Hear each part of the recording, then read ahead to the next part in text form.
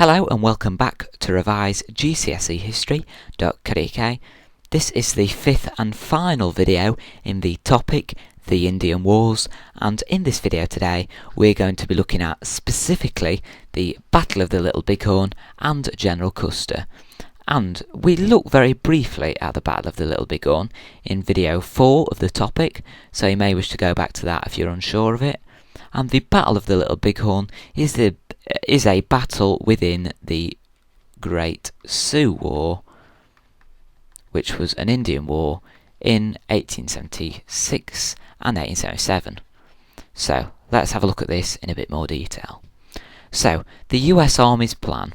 General Sheridan thought up a three-pronged attack on the Sioux Indians that were camping at the Valley of the Little Bighorn.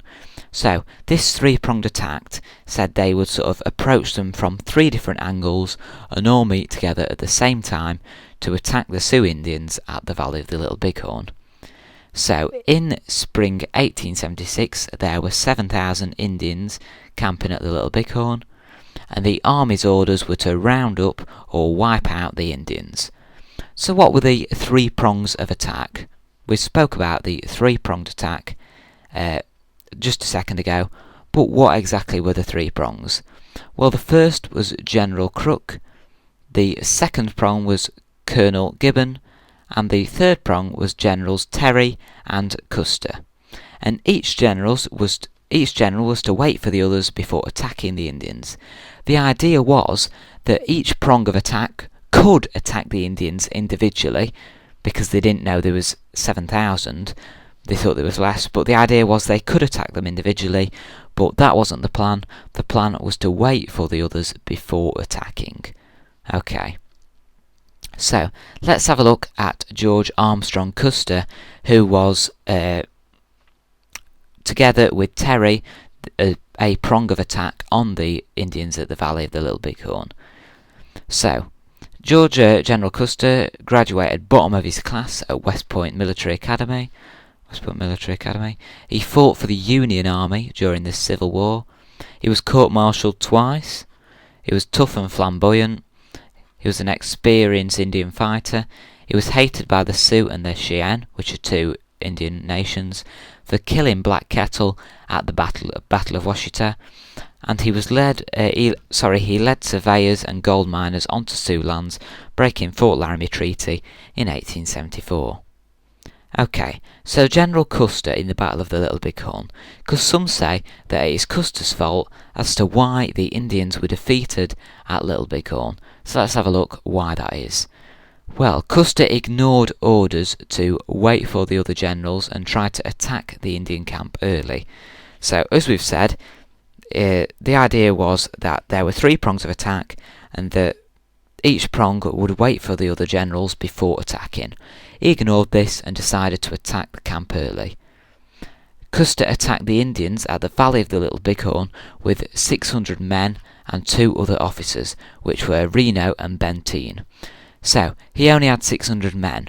The Indians, well, there were 7,000 Indians. The US Army originally thought they were less than this, but he still ignored his orders. And he was warned by scouts that the village was huge. There were 7,000 Sioux Indians. They didn't know this, but they knew it was huge, but that's actually how many Indians there were, even more than they thought. And he was also warned that there was not enough ammunition to fight the great number of Indians at the Little Bighorn. But he still attacked early anyway and was defeated. So what happened at the Little Bighorn? Let's have a look. Well, Custer then split his forces into three. So, he's been told that he can't attack by himself anyway. He's already ignored that, but now he's splitting his forces into three groups. He split them into Custer himself, Benteen and Reno, and the plan was for them to surround the Sioux.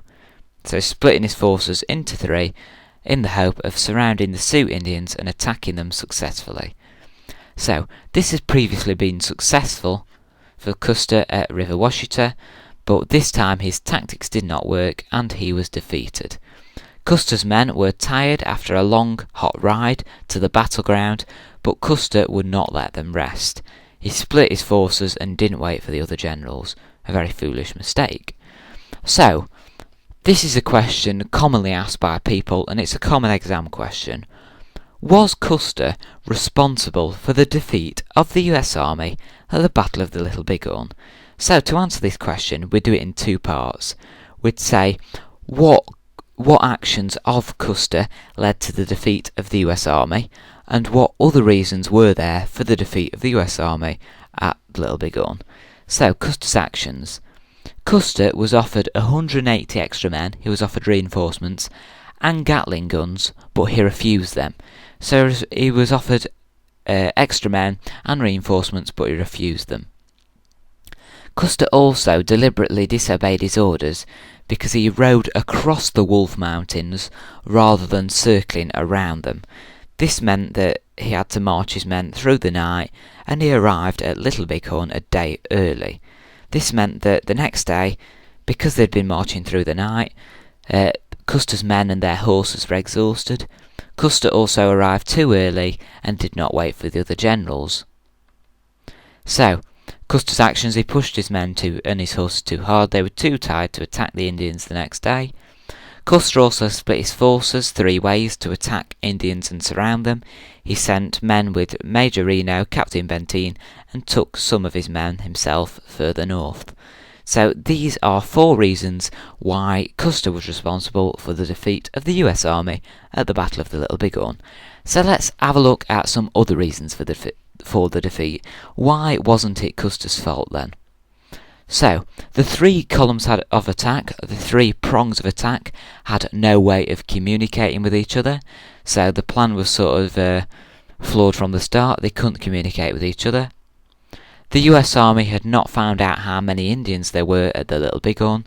There were 7,000 Indians camping there, but the US Army had wrongly assumed that they would be facing 800 Indians. They were much more than they expected. Crux's column had also been attacked by Indians, and they had to retreat back to their fort. So his column had been attacked. The Indians were in much bigger numbers than the US Army. There were 7,000 Indians. The Sioux Indians also had better weapons than the US cavalrymen. The Indians had Winchester repeating rifles, whereas the US cavalrymen were armed with Springfield single-shot rifles. Also, the Indians stood and fought due to the inspirational leadership of Crazy Horse, and this was a rather unusual tactic for the Sioux Indians, as usually they fought a delay in actions. Alright, so this slide here just gives an overview of an answer to this question: was Custer responsible for the defeat? What actions of Custer were rather foolish and led to the defeat of the US Army? And what other actions were there not down to General Custer that explain why the Indians were defeated? My opinion and my answer would be is that yes, Custer's actions were foolish and did lead to the defeat of the US Army, but the plan was flawed from the start anyway. They were going to be defeated one way or another because they were massively outnumbered, Indians had better weapons, and the 3 columns had absolutely no way of communicating.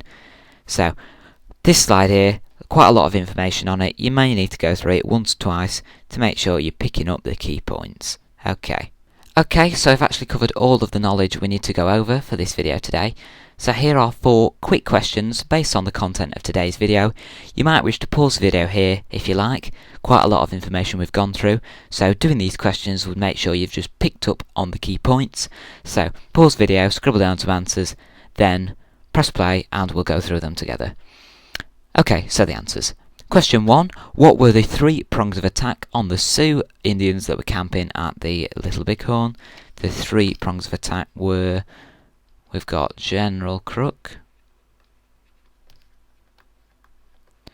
Colonel Gibbon, and then the final prong of attack is Generals Terry and Custer. Okay, question 2. How and why did General Custer divide his command? Well, how? He divided it into Custer, Reno and Benteen. So these 3 individuals led a team of US cavalrymen, Custer, Reno, and Benteen, and he divided them so they could surround the Indians, rather than waiting for the other generals like he'd been instructed to. Give 2 reasons why Custer was to blame for the defeat at the Little Bighorn. Well, 2 I can think of off the top of my head is that he disobeyed orders, and I'm talking about the Wolf Mountains, so he rode across them rather than circling them. Another reason I can think of is that he refused extra men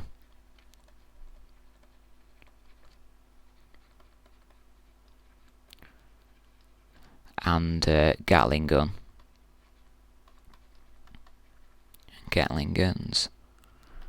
Okay, the 4th question. Sorry, there are more than 2 answers to that question. If you want to check your answer valid, check back to this slide, which gives all the possible answers you could have had. Question 4. Give 2 other reasons that explain why the US Army were defeated. Not found out how many Indians there were. Not found out Indian numbers. And also, Indians had better weapons. Obviously, again, there are more than 2 answers. They're just 2 I can think of. Indians had better weapons. Okay, so thank you for watching this video today. There are the 4 answers to these questions. We've actually come to the end of the topic, the Indian Wars, which is a topic which really contains a lot of information you just need to learn, be aware of, and be able to recall. The next topic we're going to be looking at is the end of the Plains Indians and how they were defeated by the white Americans. Thanks for watching this video today. Good luck with your studies, and I hope to see you again very soon.